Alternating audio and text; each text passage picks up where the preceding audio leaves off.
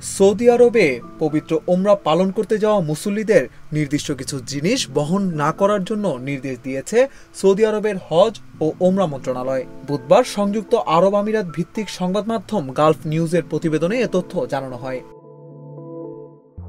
Saudi সরকারের বরাত দিয়ে সংবাদ মাধ্যমটি জানায়, সৌদিতে লেজার, আতশবাজি, নকল মুদ্রা এবং অনিবন্ধিত ওষুধ নিয়ে কোনো ওমরা যাত্রী প্রবেশ করতে পারবেন না। মুসল্লিদের উদ্দেশ্যে সৌদির হজ ও ওমরা মন্ত্রণালয়ের পক্ষ থেকে বলা হয়, সৌদিতে প্রবেশের আগে নিশ্চিত করুন আপনি এসব নিষিদ্ধ জিনিস বহন করছেন না। ওমরা যাত্রীদের কি কি জিনিস নেওয়া নিষিদ্ধ তার বিস্তারিত মুসল্লিদের নির্দিষ্ট ওয়েবসাইট থেকে জেনে নেওয়ার আহ্বান জানিয়েছে সৌদির জাকাত, কর ও শুল্ক কর্তৃপক্ষ।